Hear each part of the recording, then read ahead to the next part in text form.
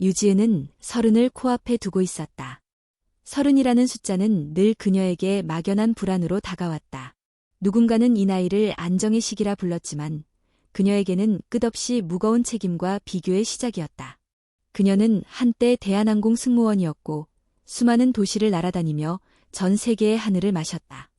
그러나 눈부신 제복 뒤에는 피곤한 미소와 허무함이 남아있었다. 비행이 끝날 때마다 공항 대합실에 혼자 앉아 사람들을 떠나보내는 일을 마치 숙명처럼 받아들이는 자신이 싫었다. 2년 전 결혼을 약속했던 연인과 이별한 것도 그 때문이었다. 지은아, 나는 내가 너무 강해서 힘들어. 그 말은 평생을 따라다닐 상처처럼 그녀의 귓가에 맴돌았다. 강해서 힘들다니. 그녀는 그 말을 이해할 수 없었지만 어쩐지 인정해야 할 것만 같았다. 그래서 그날 이후 지은은 자신을 조금씩 지워가며 살아왔다. 더 이상 특별해지지 않기 위해, 더 이상 다치지 않기 위해. 그러나 어느 날 문득 이런 생각이 들었다. 내가 진짜 원하는 건 뭘까? 언제 마지막으로 나 자신을 위해 무언가를 선택했지? 그 순간 마음 깊은 곳에서 하나의 그림이 떠올랐다. 작은 섬. 휴대전화도 잘 터지지 않고 사람들의 발길이 닿지 않는 외딴 섬. 고요한 파도와 낡은 오두막이 있는 그런 곳. 그녀는 그렇게 마지막 여행을 결심했다. 관광객이 넘치는 방콕이나 발리, 오키나와가 아니었다. 구글 지도에도 흐릿하게 나오는 필리핀 해역에 떠있는 작은 섬 이슬라버드. 스페인어로 초록섬이라는 뜻이지만 정작 그 섬에 대해 알려진 정보는 거의 없었다. 지은은 그 섬을 인터넷에서 우연히 보았고 자신도 모르게 몇 날 며칠을 파고들었다. 1년에 몇 번만 운행되는 낡은 배가 있다는 것. 한 달에 한 번쯤 마을 주민이 나와 외부 물자를 교환한다는 것. 그리고 주민 대부분이 어업과 자급자족으로 생활한다는 짧은 설명. 그녀는 거기에 끌렸다. 도시에서의 삶은 숨막혔고 인간관계는 복잡했으며 누구와 비교하지 않아도 자신이 실패자처럼 느껴졌다. 이왕 이렇게 된 것, 단 한 번이라도 진짜로 사라져보고 싶었다. 누구도 모르는 곳에서 누구의 시선도 받지 않고 나만의 리듬으로 살아가는 삶. 가족과 친구들은 걱정스러워했다. 지금 정신 괜찮은 거야? 거긴 전기라도 들어와. 혼자서 가면 위험해. 지은은 미소 지으며 고개를 끄덕였다. 맞아, 위험할지도 몰라. 하지만 내가 가장 안전하지 않았던 곳은 서울이었어. 그녀는 사직서를 내고 마지막 월급으로 배편과 항공권, 백신 접종 비용을 지불했다. 방콕을 경유해 마닐라에 도착한 후 다시 소형 항공기로 작은 항구 도시 루세나로 이동했다. 그리고 루세나 항에서 이슬라버드로 가는 작은 어선에 몸을 실었다. 그 배에는 필리핀 어부 몇 명과 외국인 한 명뿐이었다. 지은은 바닷바람을 맞으며 갑판에 앉아 있었다. 가방에는 간이 텐트, 생수, 비상식량, 작은 필기장과 사진기. 무언가를 버릴 때가 아니라 비워내는 과정이 필요하다는 걸 이제야 깨달았다. 여긴 한 달에 한두 번밖에 배가 안 들어가요. 어부 한 명이 말하자 지은은 고개를 끄덕였다. 그럼 좋네요. 나갈 걱정 안 해도 되니까요. 배는 파도를 타고 느리게 전진했다. 태양은 석양으로 기울어 있었고 그녀의 마음속에는 묘한 설렘과 두려움이 동시에 깃들었다. 아무도 나를 모르고 나도 아무도 모르는 곳에서 나는 어떻게 살아갈 수 있을까? 밤이 깊어지고 별빛이 바다를 비추었다. 어부들은 배를 세우고 낚시를 시작했고 지은은 혼자 망망대해를 바라보았다. 그 순간 아무 말도 없는데도 위로받는 기분이 들었다. 다음 날 새벽 드디어 이슬라버드가 모습을 드러냈다. 초록빛 밀림이 파도 너머로 펼쳐지고 백사장은 텅 비어 있었다. 모래 위에 파도가 부서지는 소리만 들릴 뿐 인간의 흔적은 거의 느껴지지 않았다. 배는 그녀를 섬 가까이 내려주고 다시 항해를 시작했다. 선장은 마지막으로 말했다. 적어도 3주는 다시 못 올 거예요. 조심하세요. 지은은 혼자서 섬에 남겨졌다. 바람은 따뜻했고 바다는 푸르렀다. 그러나 고요한 그 공간에서 처음으로 절대적인 고립감이 밀려왔다. 이제부터 그녀는 자신과만 대면해야 했다. 그리고 그것은 생각보다 훨씬 더 깊은 여정의 시작이었다. 섬에 홀로 남겨진 순간 유지은은 한동안 아무 말도 할 수 없었다. 배가 점점 멀어지고 작은 점처럼 바다 위에 사라졌을 때야 비로소 그녀는 현실을 실감했다. 이제 이곳에는 오직 자신뿐이라는 사실이 바람보다 빠르게 가슴 속으로 스며들었다. 모래사장에 서서 가만히 바다를 바라보던 그녀는 깊게 숨을 들이마셨다. 파도 소리, 바람에 흔들리는 야자수잎, 어딘가에서 들려오는 새소리. 모든 것이 조용하면서도 생생하게 살아 움직이고 있었다. 지은은 바닷가 가까이에 텐트를 치기로 했다. 대학 시절 등산 동아리 활동을 했던 덕에 텐트 설치는 익숙했다. 그러나 해가 지기 시작하자 곧 예상치 못한 문제가 닥쳤다. 하늘이 어둑해지더니 먼 수평선 쪽에서 짙은 구름이 몰려오고 있었다. 비가 오겠네. 그녀가 속삭이자마자 굵은 빗방울이 떨어지기 시작했다. 갑작스럽게 불어온 바람은 텐트를 흔들었고 파도는 서서히 그녀의 발끝까지 차올랐다. 지은은 다급히 배낭을 챙겨 숲속 안쪽으로 향했다. 숲의 초입은 무성한 덩굴과 나뭇가지들로 어두컴컴했지만 바람을 피하기엔 더 나았다. 그녀는 작고 평평한 공간을 찾아 임시로 짐을 내렸다. 몇 시간쯤 지나자 비는 잦아들었고 바람도 조금씩 잠잠해졌다. 하지만 그녀는 여전히 긴장한 채로 침낭 위에 앉아 조용히 주변을 살폈다. 그 순간 풀숲 너머에서 이상한 인기척이 들려왔다. 사람이 걷는 듯한 소리. 지은은 본능적으로 손전등을 꺼내 들었지만 빛을 켜지는 않았다. 그리고 숨을 죽인 채 어둠 속을 응시했다. 얼마 지나지 않아 나뭇가지 사이로 낯선 남성 한 명이 모습을 드러냈다. 짙은 피부에 손에는 나무창 같은 것을 들고 있었으며 머리는 짧게 잘려 있었다.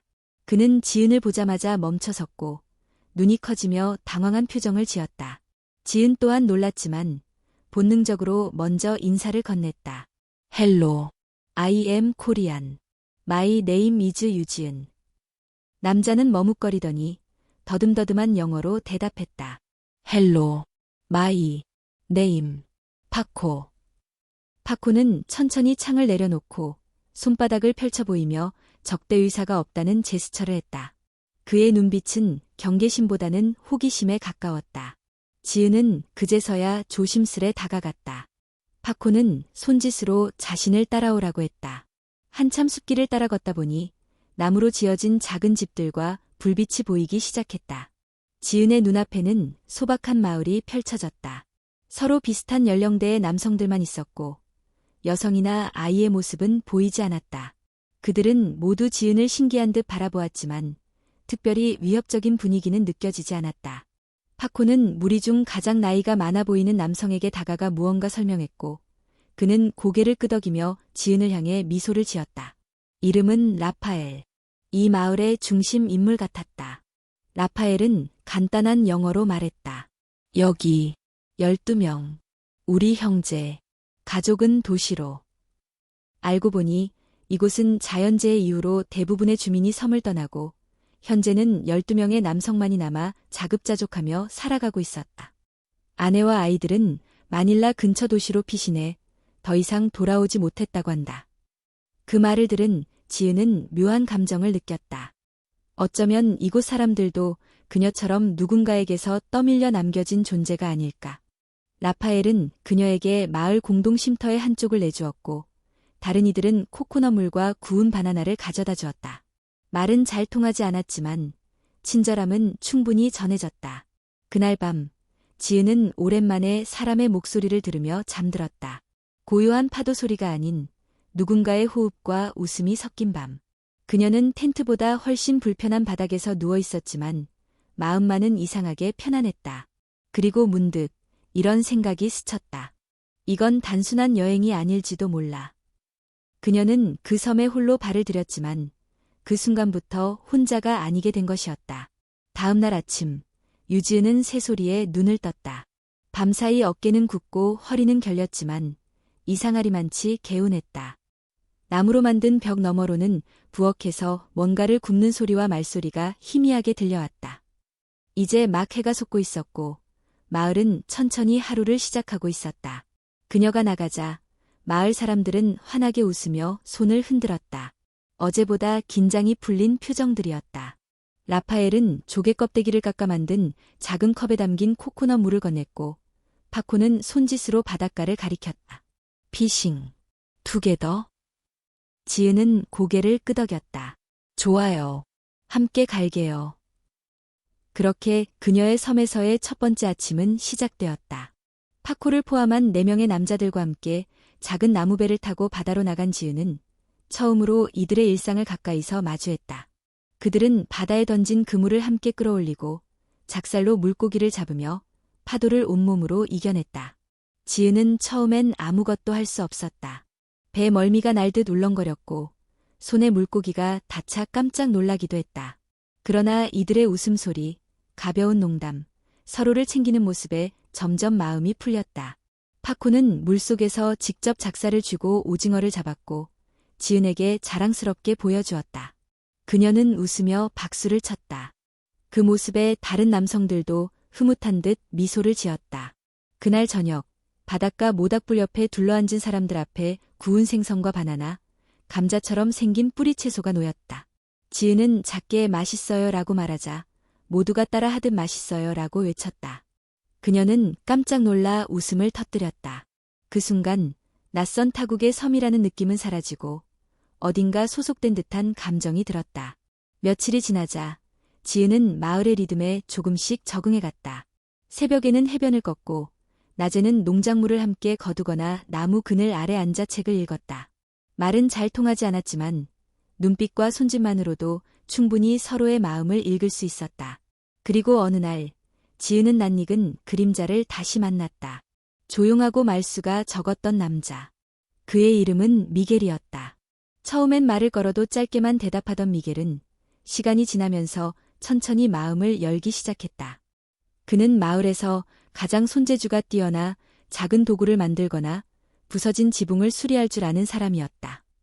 그가 직접 짠 코코넛 잎 방석이나 대나무로 만든 물통은 단순하지만 실용적이었다. 지은은 그에게 관심이 생겼다. 그저 기술 때문이 아니었다. 말없이 일하는 그의 태도, 무언가를 고치며 집중하는 눈빛 속에는 깊은 외로움과 따뜻함이 함께 담겨 있었다. 어느 날 오후, 지은은 우연히 미겔이 혼자 나무 그늘에 앉아 뭔가를 조각하는 모습을 보았다. 그가 만든 것은 작은 고래 모양의 목각 인형이었다. 아름다워. 지은이 다가가며 조심스럽게 말했다. 미겔은 고개를 들더니 잠시 당황한 듯 미소 지었다. Thank you. 그날 이후 둘은 종종 말을 섞게 되었다. 지은은 간단한 영어로 자신의 이야기를 전했고 미겔도 짧은 말로 과거를 이야기했다. 그는 마닐라에서 잠시 학교를 다녔지만 가족의 생계 때문에 다시 섬으로 돌아와야 했다고 했다. 그리고 태풍이 마을을 덮쳤을 때 그의 어머니와 여동생은 육지로 대피했지만 그는 남기로 결심했다. 왜 안 떠났어요? 지은이 물었다. 미겔은 잠시 고개를 숙였다가 대답했다. 누군가는 남아야 하니까요. 그 말이 지은의 마음을 세게 흔들었다. 그녀 역시 뭔가를 뒤로하고 이곳에 왔지만 진짜로 남기로 결심한 적은 없었다. 언젠가 떠날 거라는 전제를 항상 품고 있었기 때문이다. 이후로 지은과 미겔은 더 자주 함께 시간을 보냈다. 미겔은 그녀에게 나무 깎는 법을 가르쳤고 지은은 휴대용 정수 필터 만드는 법을 공유했다. 그들은 서로의 방식으로 섬을 살아가는 방법을 교환했다. 그러던 어느 날 마을 회의가 열렸다. 간단한 정기 모임이었지만 그 자리에서 한 남성이 말했다. 지은은 이제 여기에 오래 있을 거야. 모든 시선이 지은에게 향했다.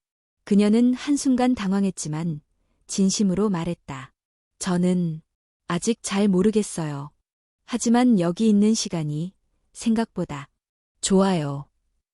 그 대답에 라파엘은 고개를 끄덕였고 몇몇은 미소를 지었다. 그러나 일부는 묘한 시선으로 미겔과 지은을 번갈아 보았다. 그 시선에는 질투와 호기심이 섞여 있었다. 그날 밤 지은은 혼자 해변에 나갔다. 하늘은 별들로 가득했고 파도는 조용히 속삭이듯 밀려왔다. 그녀는 혼잣말을 했다. 나는 이 섬에 그냥 머물러도 될까? 그리고 그 순간 미겔이 조용히 다가와 옆에 앉았다.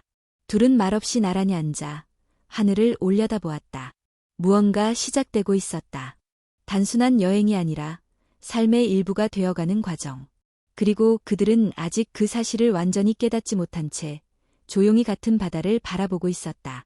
며칠이 흐르면서 유지은과 미겔의 관계는 눈에 띄게 가까워졌다. 말은 여전히 어설펐지만 눈빛과 손짓만으로도 서로를 이해할 수 있었다. 이젠 아침이면 함께 해변을 걷고 저녁이면 나무 아래에 앉아 조용히 바다를 바라보는 시간이 일상이 되었다. 마을 사람들 또한 그들의 모습을 자연스럽게 받아들이는 듯 보였다. 파코는 장난스럽게 러브? 라고 묻고 웃었고 라파엘은 아무 말 없이 지은의 어깨를 토닥이며 고개를 끄덕였다. 그러나 모두가 그런 것은 아니었다.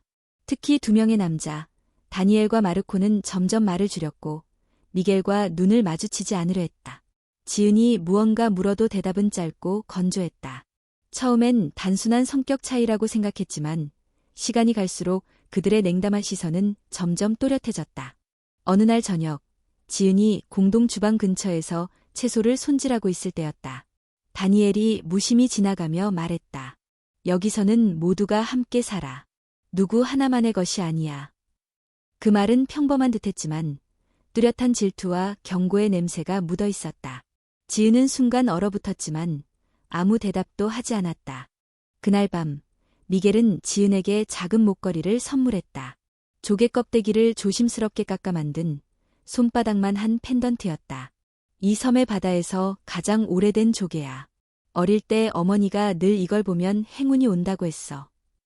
지은은 조용히 목걸이를 받아들었다. 그리고 한참을 말없이 앉아 있다가 속삭이듯 말했다. 고마워. 정말 고마워. 그 순간 그들은 천천히 서로의 손을 잡았다. 그리고 아주 자연스럽게 지은은 미겔의 어깨에 머리를 기대었다. 조용한 밤, 별빛 아래에서의 그 순간은 세상의 그 어떤 약속보다 깊었다. 그러나 감정이 깊어질수록 그 둘을 둘러싼 공기의 밀도도 달라지고 있었다. 공동 쉼터에서 함께 식사를 하던 시간, 일부 남성들은 미겔이 지은에게 음식을 챙기거나 웃으며 대화하는 모습을 보며 눈길을 피했다. 라파엘은 상황을 알고 있었지만 아무 말도 하지 않았다. 그는 항상 중립을 지키려 했고 섣부른 개입이 오히려 균형을 깨뜨릴 수 있다는 걸 알고 있었다.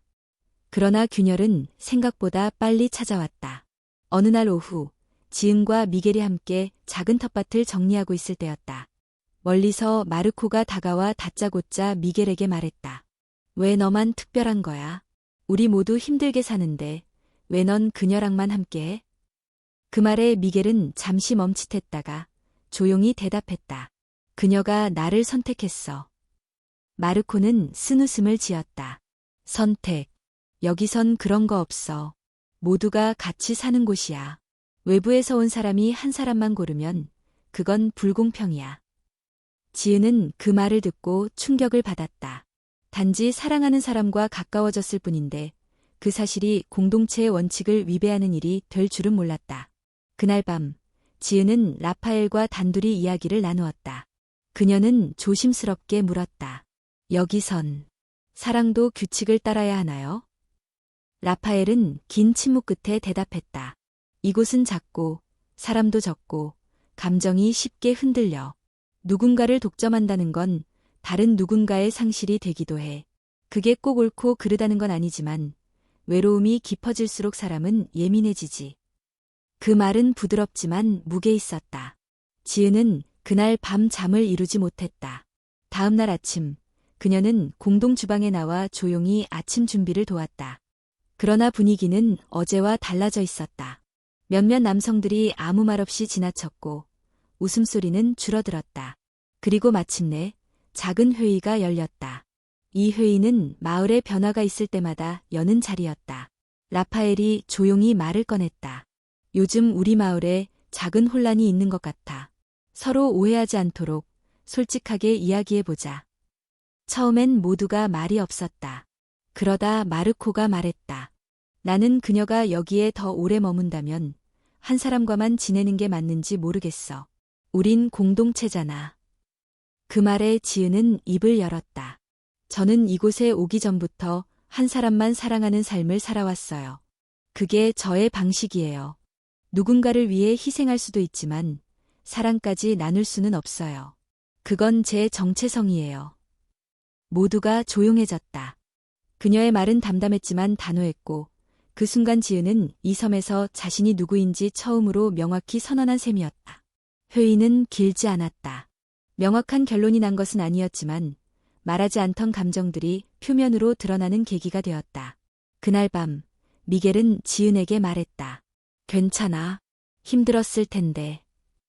지은은 미소 지으며 고개를 끄덕였다. 여기서는 아무리 조용해 보여도 사람의 감정은 바다처럼 요동치네요. 그녀는 바다를 바라보며 덧붙였다. 하지만 그 바다도 결국은 잠잠해지겠죠. 그리고 미겔이 그 말을 듣고 조용히 그녀의 손을 잡았다. 둘의 손은 단단히 맞닿아 있었고 그 사이에 흐르던 파문은 서서히 가라앉고 있었다. 계절이 흐르듯 섬에서의 시간도 조용히 흘러갔다. 갈등이 있었던 날 이후 마을 사람들은 조금씩 평온을 되찾았다.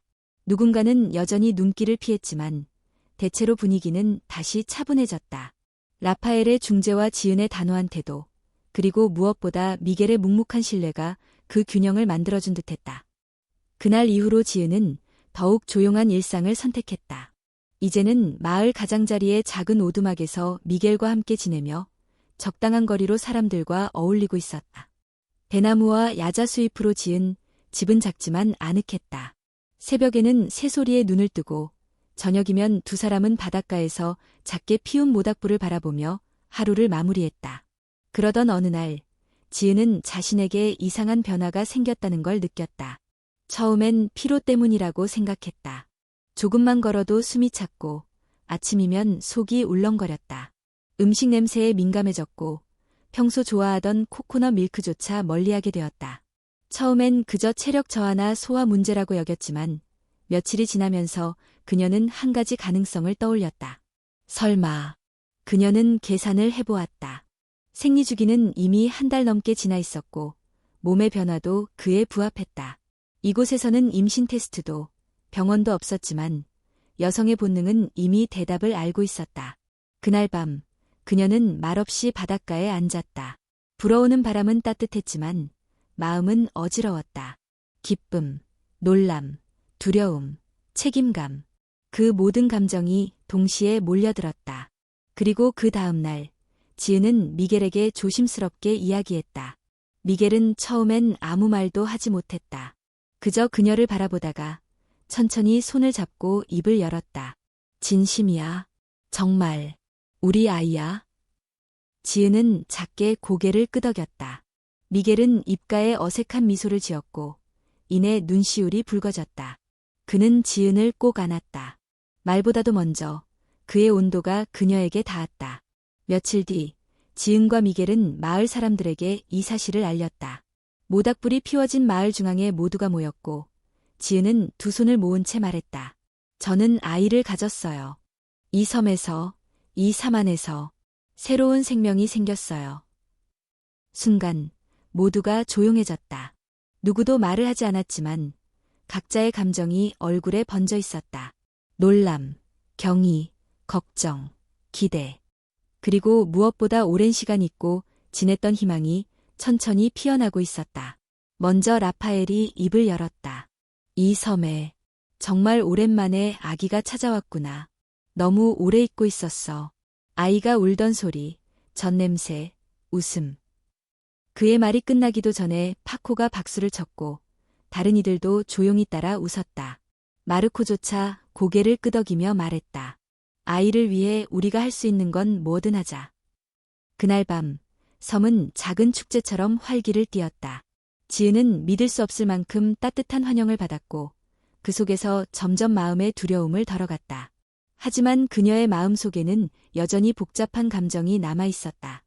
이 섬에서 아기를 낳는다는 것, 의료 시스템도 없고 전문 산파도 없는 이 환경에서 산모로 살아간다는 것은 결코 가벼운 일이 아니었다. 내가 아이를 지킬 수 있을까? 정말 이 섬이 괜찮은 걸까? 그녀는 바닷가에 앉아 매일같이 자신에게 질문했다. 그러나 매번 그녀의 곁에는 미겔이 있었고 마을 사람들의 손길도 있었다. 파코는 직접 바나나 잎으로 작은 요람을 만들기 시작했고 마르코는 숲에서 따온 약초로 차를 끓여주었다. 라파엘은 이전에 아내가 아이를 낳았을 때의 기억을 더듬어 온갖 조언을 전해주었다. 마을의 남성들은 모두가 아기의 아버지인 것처럼 분주하게 움직였다. 그리고 지은은 문득 깨달았다. 이 섬은 부족한 것이 많지만 마음만은 넘치고 있었다. 병원은 없지만 돌볼 사람이 있었고 정식 의사는 없지만 마음으로 품는 보호자들이 있었다.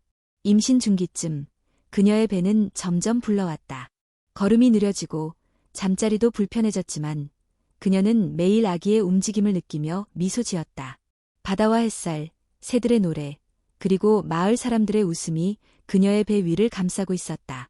어느 날 밤 미겔이 그녀에게 말했다. 이 아이는 너와 나, 그리고 이 섬이 함께 만든 선물이야. 절대 혼자가 아니야. 지은은 눈을 감고 고개를 끄덕였다. 진심으로 그렇게 느꼈다. 그리고 마음속 깊은 곳에서 한 줄기 다짐이 솟았다. 이 아이와 함께라면 나도 다시 태어날 수 있어. 시간이 흐르고 유지은의 배는 더욱 도드라졌다. 걸음걸이는 무거워졌고 허리는 자주 아팠다. 그러나 그녀의 얼굴에는 하루하루 더 깊어지는 기다림의 평온함이 묻어나기 시작했다. 마을의 남성들은 각자의 방식으로 출산을 준비했다. 파코는 나무를 깎아 작은 아기 침대를 만들었고 미겔은 숲에서 유연한 줄기를 가져와 흔들의자를 조립했다. 라파엘은 공동가옥 안쪽에 조용하고 따뜻한 공간을 마련해 출산 전용 구역처럼 꾸몄다. 지은은 이 섬의 환경이 한국과 너무 다르다는 사실을 누구보다 잘 알고 있었다.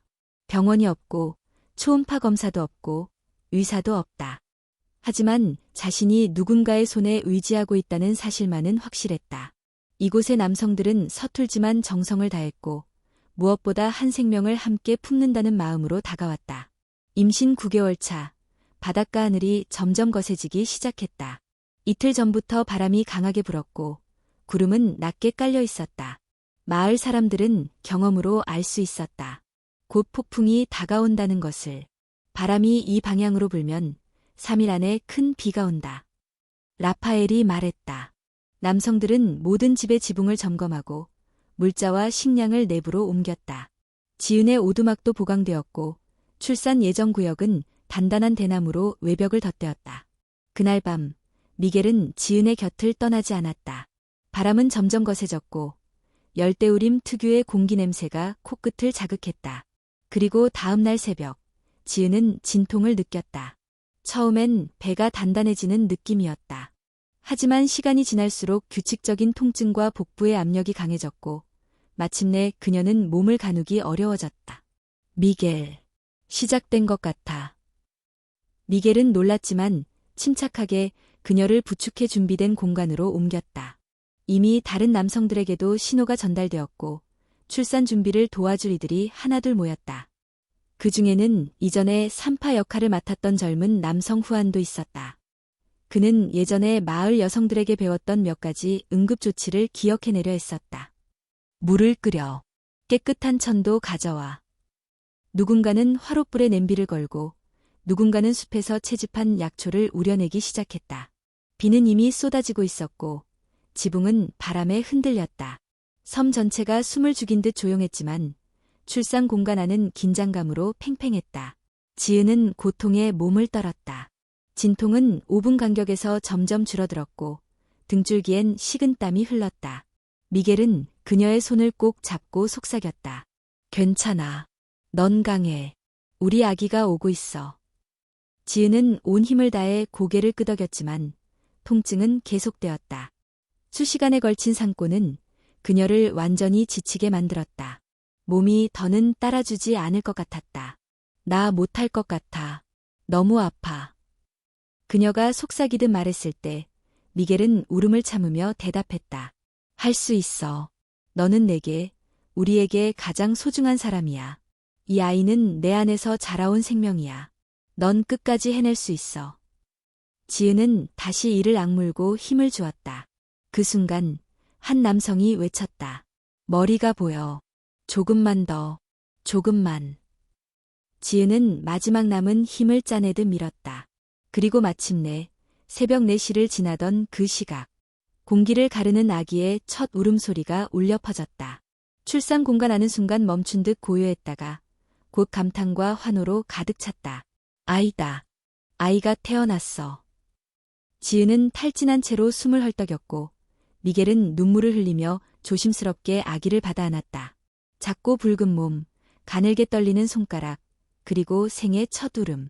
지은은 눈물로 얼굴이 젖은 채로 중얼거렸다. 우리 아기. 정말 우리 아이야. 후아는 탯줄을 조심스럽게 잘랐고 다른 이들은 깨끗한 천으로 아기를 감쌌다. 그 순간 창밖에서는 폭풍이 여전히 몰아치고 있었지만 그 안에서는 새로운 생명이 섬을 밝히고 있었다. 아침이 밝았다. 비는 그치지 않았지만 섬의 모든 남성들이 모여 작은 환영식을 열었다. 그들은 하나둘 지은과 미겔 앞에 다가와 말했다. 축하해. 정말 아름다운 아기야. 이 섬의 희망이야. 파코는 직접 만든 흔들이자에 아기를 눕혀주었고 라파엘은 바나나 잎으로 만든 부채를 살랑살랑 흔들었다. 지은은 아기를 품에 안고 창밖을 바라보았다. 여전히 비는 오고 있었지만 그녀의 마음은 그 어느 때보다 따뜻했다. 그날 밤 지은은 잠들기 전 미겔에게 속삭였다. 당신이 없었다면 이 아이도 나도 여기 없었을 거야. 정말 고마워요. 미겔은 그녀의 이마에 입을 맞추며 대답했다. 우리 셋은 이제 진짜 가족이야. 폭풍이 지나간 다음 날 섬은 마치 씻긴 듯 맑은 공기로 가득했다.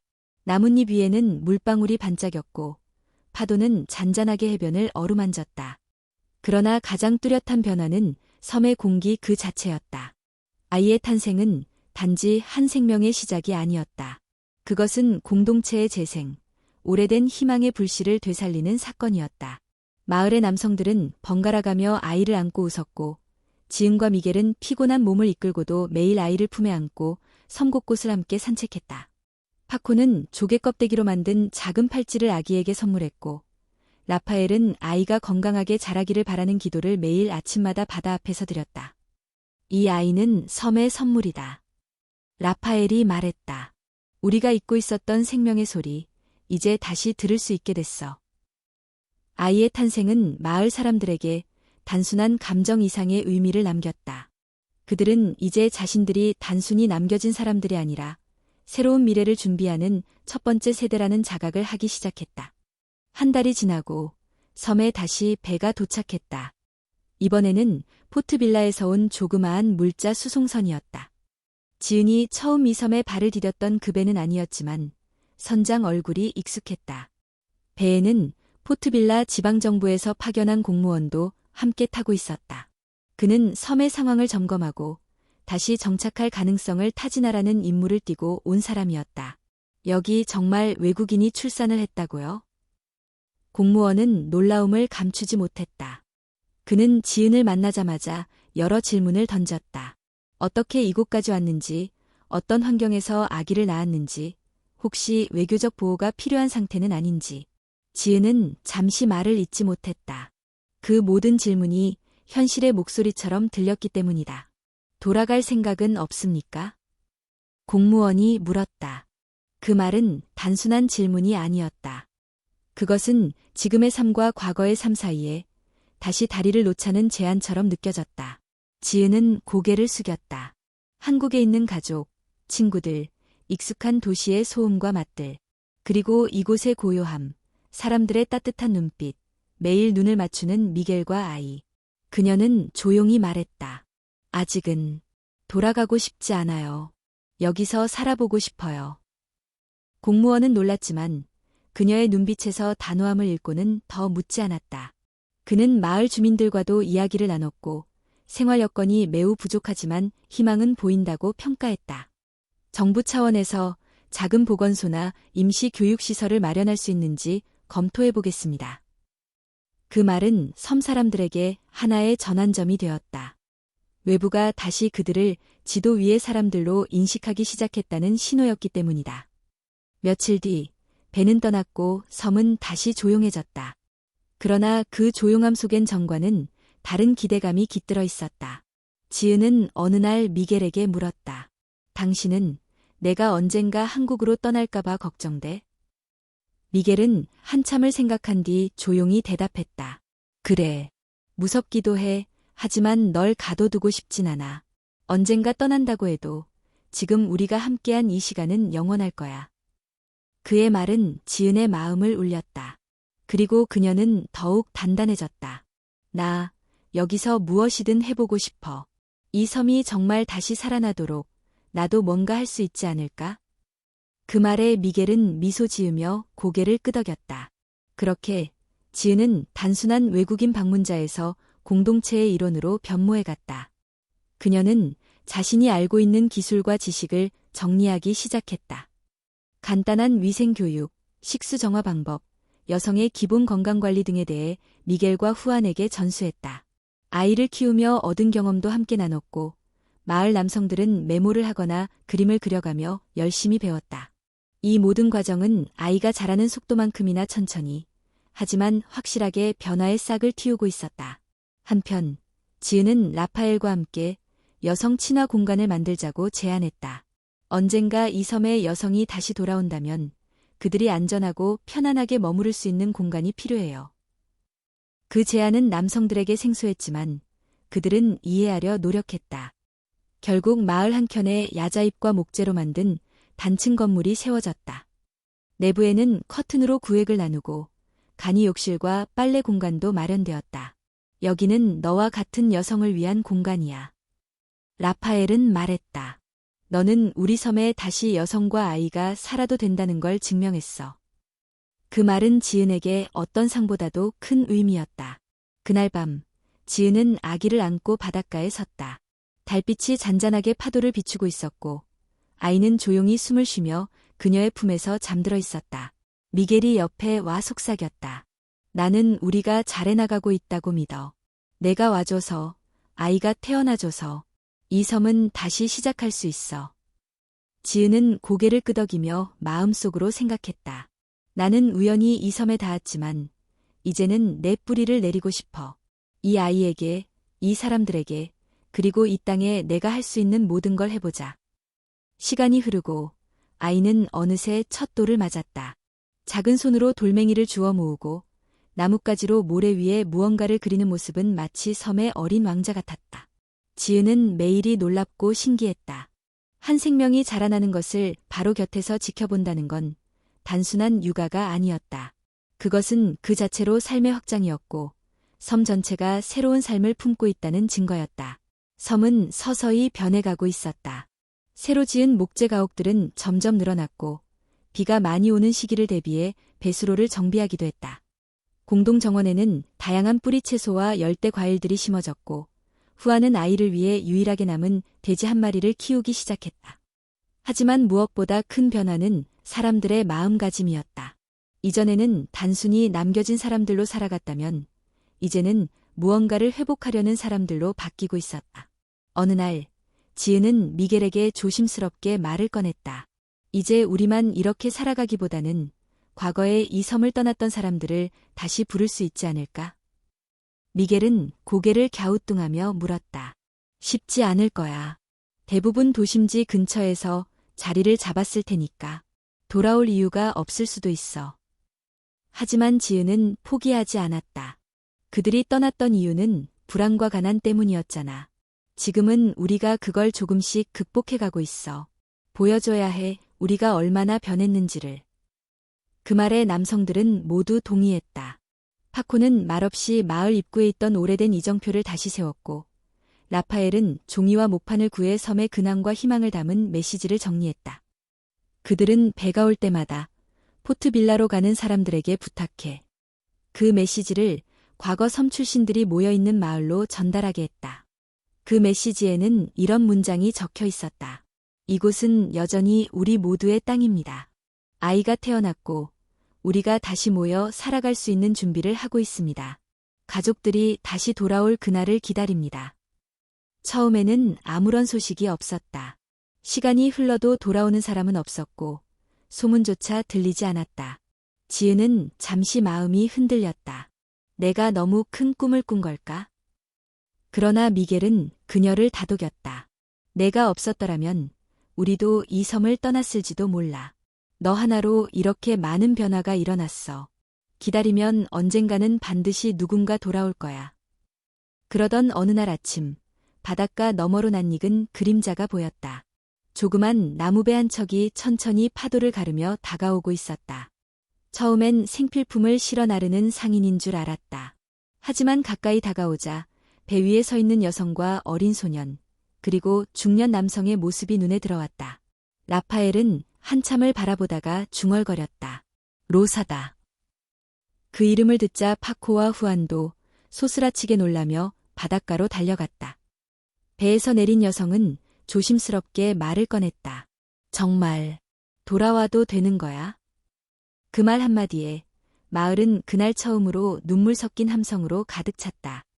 로사는 몇 년 전 태풍 피해 이후 아이와 함께 섬을 떠난 여성 중 한 명이었다. 도심 근처의 작은 거주지에서 어렵게 살아가던 중 마을에서 보내온 편지를 보고 마음이 움직였다고 한다. 섬에서 아이가 태어났다는 이야기를 듣고 눈물이 났어. 그래서 다시 올 용기를 냈어. 여긴 내 집이었으니까. 로사의 귀환은 단순한 재회의 의미가 아니었다. 그것은 지은과 섬 주민들이 이뤄낸 노력의 첫 결실이었다. 며칠 후 또 다른 배가 도착했다. 이번엔 2명의 젊은 여성과 3명의 아이들이 함께 섬에 발을 디뎠다. 그들은 잠시만 둘러보고 가려고 했는데 라며 말을 아꼈지만 이틀 후엔 그 누구보다 열심히 함께 나무를 옮기고 공동 부엌을 청소하고 있었다. 마을은 점점 붐비기 시작했고 아이들의 웃음소리가 여기저기서 들리기 시작했다. 지은은 자신의 아이가 다른 아이들과 함께 모래밭을 구르고 웃는 모습을 보며 눈물을 삼켰다. 그날 밤 미겔과 함께 해변에 앉은 그녀는 말했다. 우리가 해냈어. 정말로 누군가 돌아왔어. 이 섬이 다시 살아나고 있어. 미겔은 그녀의 손을 잡고 그녀의 눈을 바라보며 대답했다. 내가 아니었다면 불가능했을 거야. 너는 이 섬의 등불이었어. 그 말에 지은은 고개를 숙이며 속삭였다. 혼자가 아니었어. 너와 이 모든 사람들이 함께였으니까.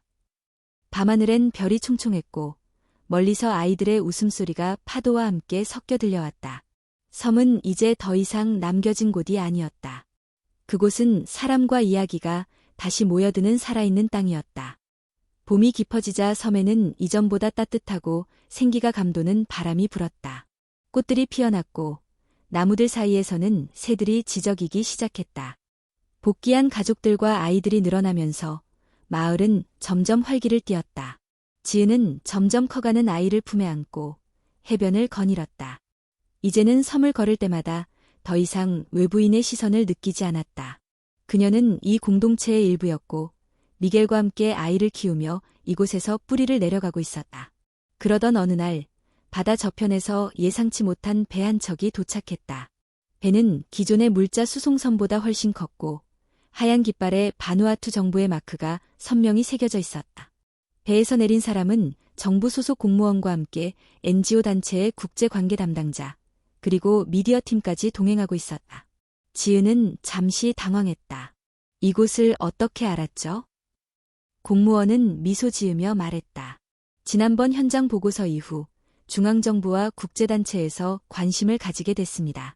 당신이 여기에 있다는 사실, 그리고 이 섬에서 아이가 태어났다는 이야기는 사람들의 마음을 흔들었습니다. 그들의 방문 목적은 명확했다.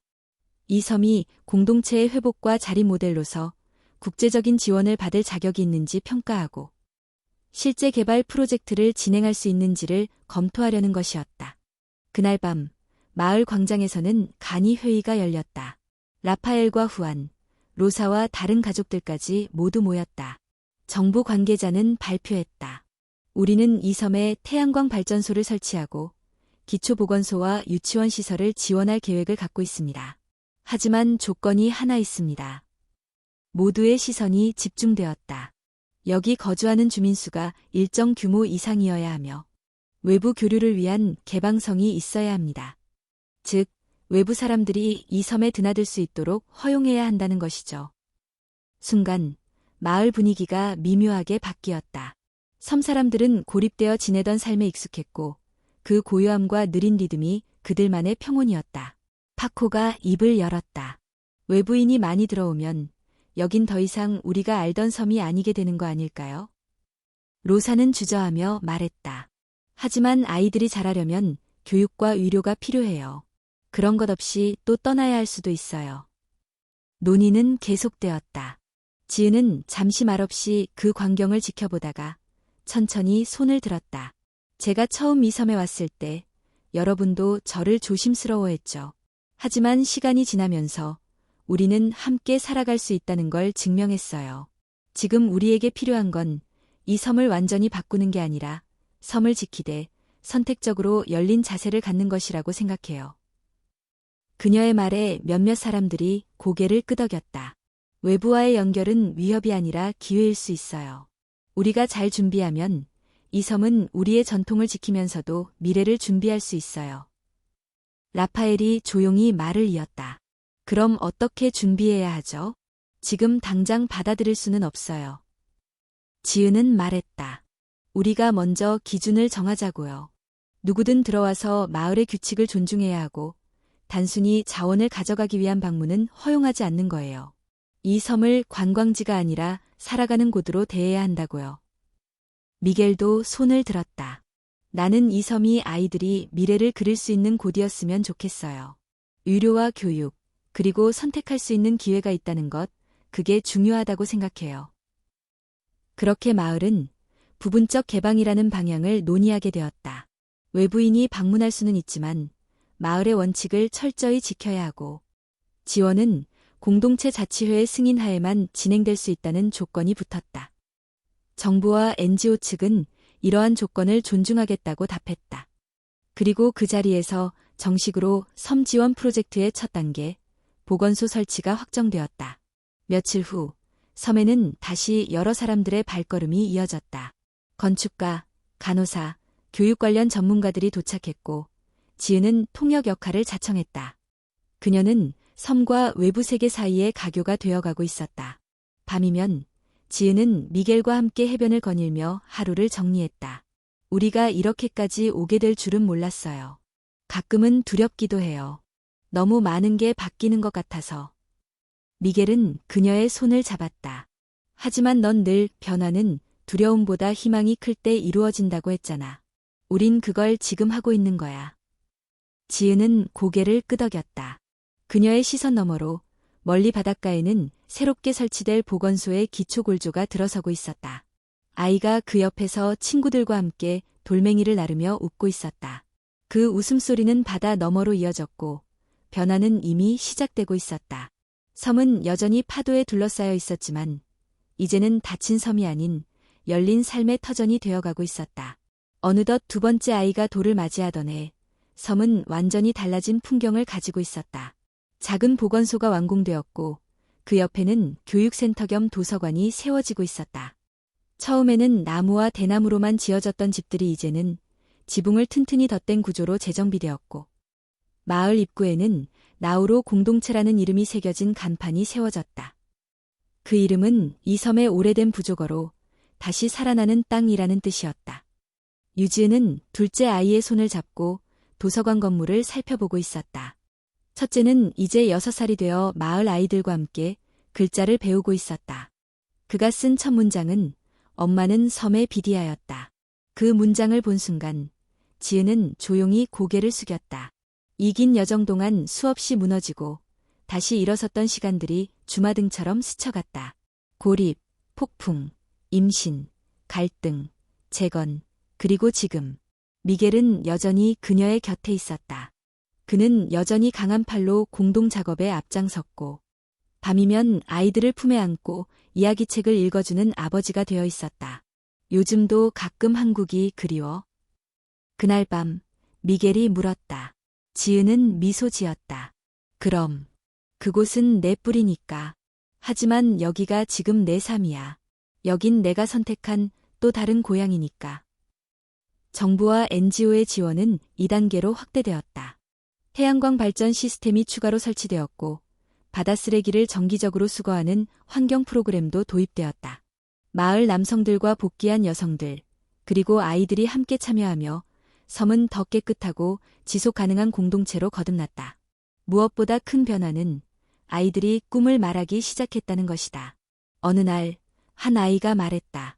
나는 커서 의사가 되고 싶어요. 아픈 사람을 돌보는 사람이 되고 싶어요. 지은은 눈물을 삼켰다. 이곳에서 자라는 아이들이 이제는 미래를 상상할 수 있게 된 것이다. 한편, 도서관에는 새로운 기록이 정리되고 있었다. 섬의 역사, 마을 사람들의 이야기, 그리고 외부와 교류했던 모든 여정이 글과 그림, 영상으로 정리되어 갔다. 지은은 그 프로젝트를 총괄하며 하나하나의 자료를 소중히 보관했다. 그 기록에는 다음과 같은 문장이 있었다. 이 섬의 변화는 단 한 사람의 도전으로 시작되었다. 그러나 그 도전은 수많은 손과 마음이 함께였기에 가능했다. 이곳은 더 이상 버려진 섬이 아니다. 여기는 우리가 다시 살아가는 곳이다. 계절이 바뀌고 또다시 바람이 섬을 지나갔다. 이번에는 태풍도 폭풍도 없었다. 오히려 따뜻하고 조용한 바람이었다. 지은은 해변에 서서 바다를 바라보았다. 멀리 수평선 너머에서 또 다른 배가 오고 있었다. 그 안에는 정부 관계자, 교육 전문가, 그리고 몇몇 새로운 가족들이 함께 있었다. 이제는 외부인이 섬에 도착해도 두렵지 않았다.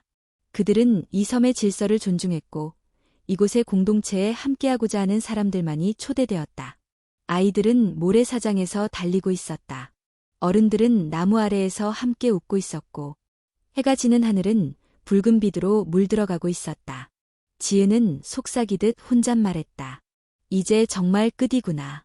아니, 어쩌면 지금이 진짜 시작일지도 몰라. 그녀의 곁에 선 미겔이 고개를 끄덕이며 말했다. 그렇지. 우린 이제 처음부터 새롭게 시작하는 거야. 지은은 아이 둘을 품에 안고 미겔의 손을 잡았다. 이제는 길을 묻지 않아도 된다. 그들의 앞에는 무수한 길이 만들어지고 있었으니까. 바다는 여전히 출렁이고 있었지만 이젠 그것조차도 이 섬을 지켜주는 자연의 심장 소리로 느껴졌다. 마지막으로 지은은 아이들에게 이렇게 말했다. 얘들아, 너희는 이 섬에서 태어났지만 세상 어디든 갈 수 있어. 하지만 이곳에서 받은 사랑과 기억은 절대 잊지 마. 이 섬은 너희의 시작이자 언제든 돌아올 수 있는 집이야.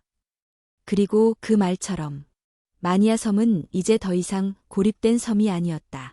그곳은 사람들이 떠났다가 다시 돌아오고 처음 오는 이들도 함께 살아갈 수 있는 진짜 공동체가 되었다. 유지은의 이름은 조용히 섬 기록의 첫 장에 적혔다. 그녀는 기적을 만든 사람이 아니었다. 다만 누군가가 포기한 그 자리에 남아 있었을 뿐이었다. 그리고 그 남음은 결국 새로운 세계를 만들어냈다. 이야기는 여기서 끝나지만 그들의 삶은 여전히 계속되고 있었다.